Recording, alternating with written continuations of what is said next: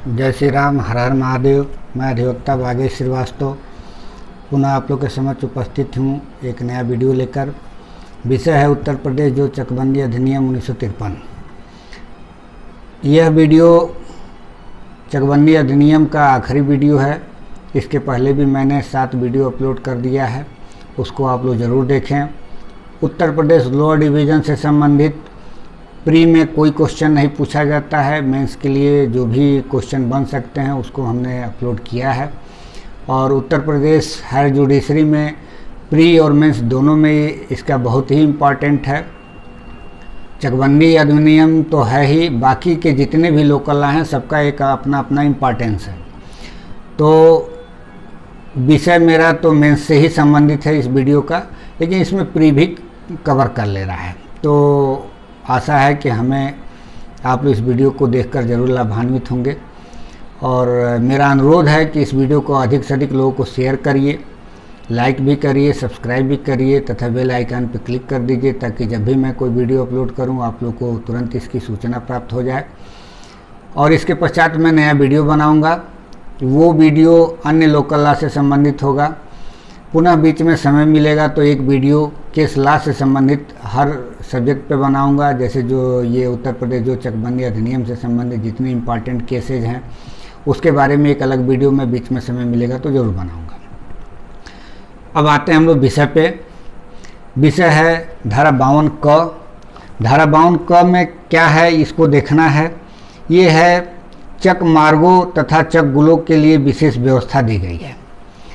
अब चूँकि विधायिका का शुरू से एक मंशा रहता है कि जब भी कोई अधिनियम पारित होता है तो उसमें कहीं ना कहीं त्रुटियां रही जाती हैं, चाहे प्रक्रिया संबंधित चाहे कुछ भी। तो एक इनहेरेंट पावर दी जाती है, कभी कभी कहीं कहीं नहीं इनहेरेंट पावर होता है तो एक प्रकार से व्यवस्थाएं दी जाती हैं।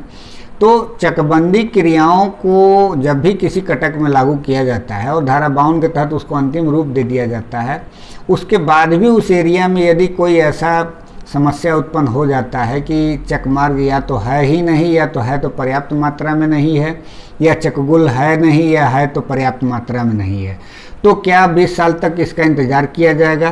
तो ऐसा नहीं है। इसीलिए धारा 52 क एक लाया गया है, जिसमें कलेक्टर को यह पावर दिया गया है कि वो धारा 52 लागू होने के पश्चात क्या कर सकता है। तो इसमें धारा 52 में 10 उपधाराएँ दी गई हैं। इसी धारा 52 क में ही प्रक्रियाओं को बताया गया है कि किस प्रकार से प्रक्रियाएं अपनाई जाएंगी, किस प्रकार से उसका प्रकाशन होगा, क्या क्या सिद्धांतों का प्रयोग किया जाएगा। ये सब धारा 52 क में ही दिया गया है। तो हम लोग एक एक करके देखते हैं।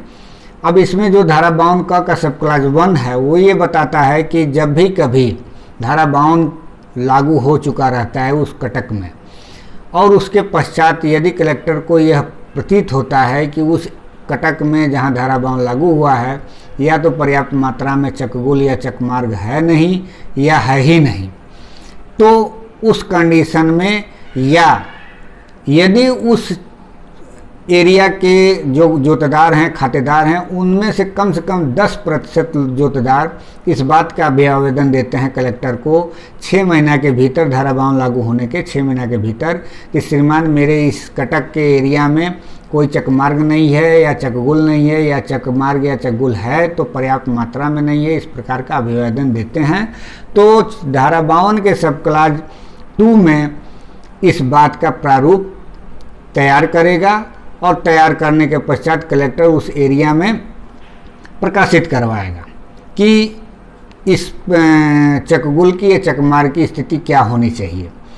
और साथ ही साथ में चकबंदी अधिकारी को इस बात का निर्देश देगा कि वह उस एरिया में जाए और निरीक्षण करे, और निरीक्षण करने के पश्चात अपनी रिपोर्ट प्रस्तुत करे। अब जो चकबंदी अधिकारी हैं धारा 52 क के सब क्लास 3 में ये बात का उल्लेख किया गया है कि वह चकबंदी अधिकारी उस कटक में जाएंगे और उसका निरीक्षण करेंगे, और निरीक्षण करने के पश्चात कलेक्टर को अपना एक रिपोर्ट सौंपेंगे। रिपोर्ट में वह बातें होंगी कि क्या परिष्कार करते हुए कोई चकबंदी क्रियाओं के अधीन जो चकमार्ग दिए गए हैं उसमें क्या बढ़ोतरी करनी चाहिए या नहीं करनी चाहिए, या पर्याप्त मात्रा में चकमार्ग या चकगुल है। इन सब सारी बातों का उल्लेख करते हुए एक रिपोर्ट बना करके कलेक्टर को चकबंदी अधिकारी प्रेषित करेगा। अब इसके बाद से धारा 52 क के जो उपधारा 4 है उसमें कुछ सिद्धांतों का वर्णन किया गया है कि जब प्रेषित कर दिया जाता है तो क्या वो चकमार्ग जो नया बनाया जाएगा आखिर उसमें वो ज़मीन आएगी कहाँ से, उसको कहीं ना कहीं से किसी खाते से कटौती किया जाएगा। तो उसमें एक सिद्धांत बताया गया, दो सिद्धांत हैं। पहला सिद्धांत तो ये कहता है कि यथासंभव जो भी व्यवहारगम है पहले गांव सभा के ज़मीन से कटौती की जाएगी। अगर जो वहाँ से संभव नहीं है तो जिन खातेदारों के बीच में से चक गुजरना है या चक गुल का व्यवस्था करना है उन खातेदार संबद्ध खातेदारों से उतने कटौती करके जितनी व्यवहारगम है चकमार्ग का निर्माण किया जाएगा, चकगुल का निर्माण किया जाएगा, या किसी अन्य भूमि से जहाँ तक हो सके संभव हो उसको चकमार्ग का निर्माण में प्रयोग किया जाएगा।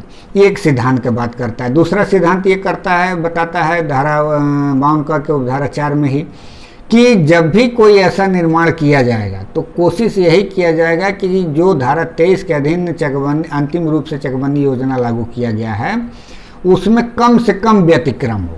इसके पीछे रीजन ये है कि धारा 52 लागू हो गया, सब कुछ नक्शा फाइनल हो गया, अब वहाँ की प्रक्रियाएं समाप्त हो गई। अब चकमार्ग को लेकर के ऐसा ना हो जाए कि पूरा का पूरा जो है नक्शा ही बदल जाए।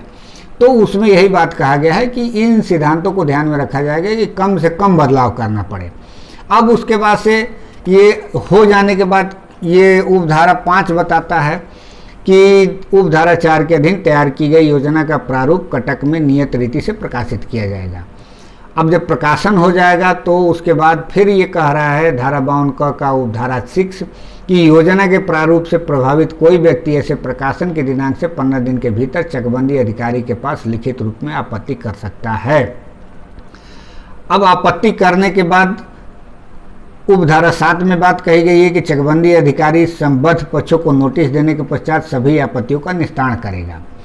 और इसी उपधारा 7 में यह भी कहा गया है कि यदि कोई व्यक्ति इनके आदेश से क्षुब्ध है तो 15 दिन के भीतर बंदोबस्त अधिकारी चकबंदी के समक्ष अपील प्रस्तुत कर सकता है। और दोनों कंडीशनों में, चाहे वो चकबंदी अधिकारी को आपत्ति की गई हो या बंदोबस्त अधिकारी को अपील की गई हो, ये दोनों कंडीशनों में दोनों अधिकारी मौके का, स्थल का व्यक्तिगत रूप से निरीक्षण करेंगे कि वास्तविक ये समस्या क्या है जो आपत्तिकर्ता ने आपत्ति किया है। और उसके बाद जो भी निरीक्षण करने के बाद जो इनका निर्णय होगा उसका एक प्रारूप तैयार करेंगे। और प्रारूप तैयार करने के बाद सहायक चकबंदी अधिकारी को या चकबंदी अधिकारी जो भी हैं, बंदोबस्त अधिकारी चकबंदी अधिकारी को या चकबंदी अधिकारी हैं तो सहायक चकबंदी अधिकारी को, जिन्हें वो उचित समझे प्रतिप्रेषित करेंगे अपने इस आदेश को कि ऐसे ऐसे क्रियान्वित किया जाए।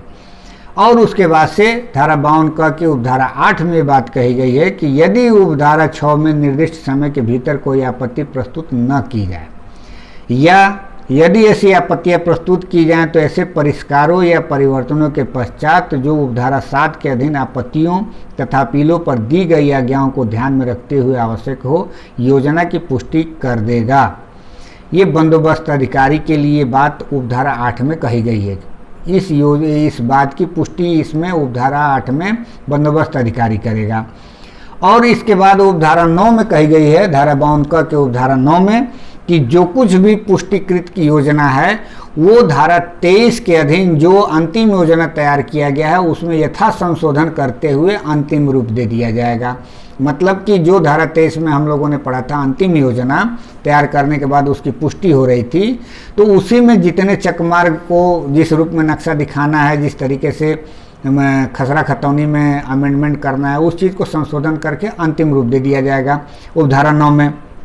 और इसका बाकायदे प्रकाशन हो जाएगा और वह प्रकाशन उसी प्रकार से होगा कि जिस प्रकार से उधर किया गया है।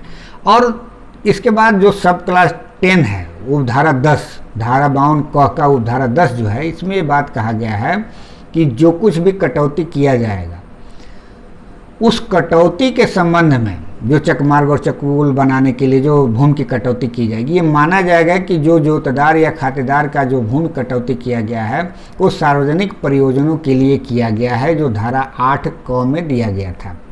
अब इसके पीछे का रीजन इसलिए कह दिया गया है कि जब भी किसी व्यक्ति के चकों से कटौती करने के बाद जो चक बचेगा तो उसके मालियत का भी निर्धारण में संशोधन हो जाएगा, फिर उसको प्रतिकर भी मिलेगा।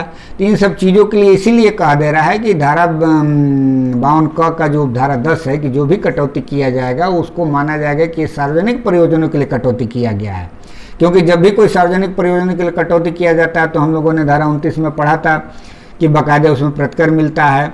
फिर 27 में हम लोगों ने पढ़ा था कि जो भी मालगुजारी होगा, नक्शा होगा, उसमें उसकी मालगुजारी कम करके आंकी जाएगी और नक्शा उस तरीके से तैयार किया जाए तो वो सारी प्रक्रियाओं को अपनाया जाएगा।